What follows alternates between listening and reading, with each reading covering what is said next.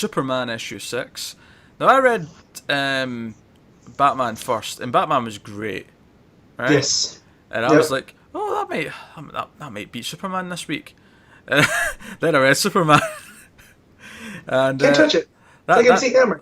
that did not happen. Well, I would probably say this issue of Batman was better than a couple of the middle issues of the Superman arc. Superman? You Definitely. know, issue 3 and 4 Superman. But no, issues. This is the end of the arc. This was the end of the Son of Superman arc, which we've started. So this has been a 6 issue thing, and so Superman's fighting the Eradicator. He's now got the souls of all of Krypton. At least all the ones that were inside Eradicator are now in him, feeling him, helping him fight. And they have a battle on the moon, and it gets picked up by the news because big craters and explosions. Although we're clearly in a science. Moonquake. Yeah. We're clearly in a Yeah. science fiction world when the news are so quick to respond. They've got cameras pointing at the moon, close enough to see anything. But And I took that those were the cameras from the ISS, from the International Space Station. yeah, But that was sure. just my head canon. So, sure, I can see it. but when NASA started saying that they were getting moonquakes, I was just like, okay, this is a Superman comic. Like Hey, everything else goes out the window. but to be fair, what else would you call them? We call them on Earth earthquakes. Yeah, but just my knowledge of the geography of the moon is they don't have active plate tectonics. So like, Yeah, it's just a rock. Yeah, that's fair. yeah. But if So like if it starts shaking like that, it is literally the end of times. You know? true, but my point being is, if there was seismic activity ever in the moon, that's what you would call it. You'd call it a moonquake. Yeah. Oh yeah, I have no problem with the word moonquake. The fact that it was a thing, like that's true. what I liked. True. It's the same if you're on Mars and there was an earthquake. You wouldn't call it an earthquake. Technically, you'd call it a Marsquake. So, A Martian quake, probably. Martian quake. You know? Yeah. Yeah. You'd probably just start calling them quakes. Like, see if we ever got to the point where we were colonized and we were on different planets, we would just use the word quake. We wouldn't specify what's because Or just whatever word we're gonna use for ground. So like a Terra quake. yeah. Something along those lines. Because I remember in The Martian, like we're digressing a little, but like since Earth time and Mars time was so different, they were going by Earth time. They call them souls because it's Earth going around, rotating around the sun Yeah. and stuff. So I always thought that type of stuff interests me because that means they put in work thinking about it. So So, I'm pretty sure this is correct, but so I'm assuming that the dirt on Mars is not referred to as Earth, it's referred to as Mars. Am I wrong in saying that? I mean, we could ask Martian Manhunter. He'll probably know. It's a good question. I've never thought about it before, but now that I'm thinking about it, is it technically still Earth because it's still dirt, or is it because it's on a different planet it's referred to as whatever? Anyway, Anyways, so Superman's fighting Eradicator, and he probably the big standout moment that comes first, not the standout moment of the issue, but the big standout moment in the fight is when he grabs Eradicator's mouth and says, "No dog left behind," and Crypto basically chest bursts out of the S, like on the Eradicator, Alien, like the Alien chest burster. and Superman tells him to bite down and don't let go. And he rips his loyal dog out of the Eradicator, which I kind of knew was coming because we know they're going to Dinosaur Island next, but it was still such a fulfilling moment. It was a really big moment, and then Kryptos, once he gets out, like he's angry, and he turns around, and I don't know how often you really see Crypto use his heat vision, but he let rip here. Yeah. Because honestly, the thought of a dog with heat vision is kind of terrifying, if I'm honest. Yeah, well, because especially when you have derps like mine, that are going to use them on the cat. So, but yeah, so. And then we get some great moments with Lois and John. Also, as this fight's going on, they're basically, they can't really do anything. And, but John's looking on and like, that's my dad. Yeah. Yeah, and that's so great. He's getting excited because he's seeing his dad win, and it's when they realise it's been picked up by the news and all that. Lois says, "Well, there's no putting the genie back in the bottle now," and John says, "That's okay. Superman's for everyone." And I'm like, kid gets it. Yes. Also, when it's all said and done, just to jump forward a little, Batman's ran a loss simulator on the damages done to his moon base. Oh, by the way, I love Batman. Yeah. See when Batman, like Wonder Woman says, "Oh, the damage to the moon or whatever, not so bad. It can Yeah. be repaired." But why would you repair the moon anyway? I don't know. But Yeah. then Batman's like, "The moon cave, however." And he sort of grunts, and I'm like, oh man, Batman being annoyed that his Batcave in the moon's been trashed is Well, his hilarious. secret Batcave on the moon, that no one was supposed to know about. But thanks, Clark. Now everybody knows that I had a base there. And just also, Superman's like, yeah, when I make a mess, I clean it up. It's another shot to Yeah. The DC cinematic. Oh yeah, another shot to Man of Steel. We'll turn to that moment in a minute. I want to jump back to when Superman wins the fight, and it cuts to the one-page splash of him after he's put the lunar module back up. Back. Yeah. And the flag. Yeah. And the flag, and he stands there with his hands in the hips. Big Superman moment.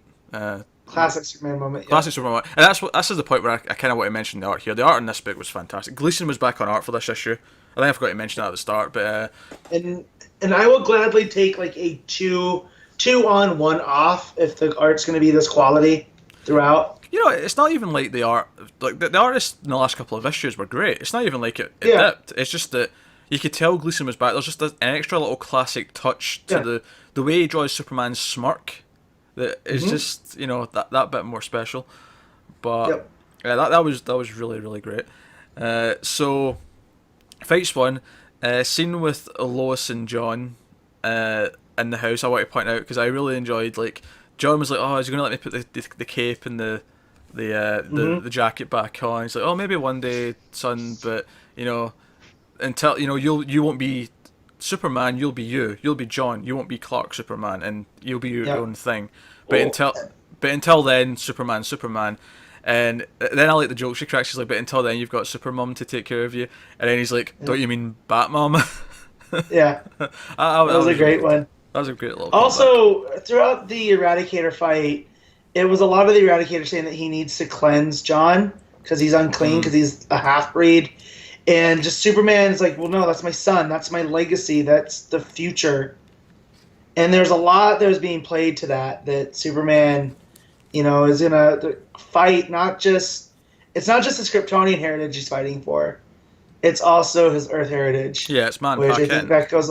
Yeah, so I love that, and so when we do get that moment after the one you just brought up of Clark coming to him and giving him his glasses, so he can blend in at school, and even John's kind of like, what's up? I was going to say, it's not the moment I love even more than him getting the glasses, which is really great and really sweet, but it's the moment after when Clark says, the best part about wearing the glasses is what happens when you take them off. Like, that's what I was just going to get to that, is he gives him a speech about the glasses, and John's like, well, really, glasses? Like, people fall for this? And that's when Clark's like, well, it's not about the glasses, it's about what happens when you take them off. Yeah. And, yeah. So good. Also, that so means that either in the next issues of Superman or maybe in Super Sons down the line, we're going to get John ripping the shirt open for the S, because he's going to be in disguise. So we're getting to that stage, which is cool. Maybe that'll be part of Super Sons, actually. Maybe we'll get a little bit of the school life of both Damian and... Yeah, because it is, like, as much as I love the dynamic, I do want to see some stories with just Superman, and not Superman with his son tagging along, too. Yeah, so I'm sure. Yeah, if not here, you'll get it in action. So yeah, exactly. It's a big world. And then we also at the end, Clark decides to introduce John, which he should have done from the beginning. He admits. Well, yeah, that comes back to the moment we were talking about with Batman and Wonder Woman, and Batman's like, my cave, blah, blah, blah. And he comes in, and he's like, okay, we're going to repair it, and he's like, I want you to meet Superboy, and it's the last page. He stands there all proud, get the new Superboy logo, I guess, and when he says that, like every time it says this is a job for Superman, you get the Superman logo instead of just saying Superman. It was like, the Superboy, whatever the new Superboy logo is. And what I want to put out in this last page as well that I really like is that Wonder Woman is smiling because she's met him already. This is a good point. This is set after Action Comics' first arc. So she's met him already, and she's smiling because it's John, and Batman's got this grill on his face. He's like, this kid can beat me up. I'm not happy about this. Yeah. Oh, see, this is a bit of a bitter pill because I love John as a character, but I also really love Connor Kent.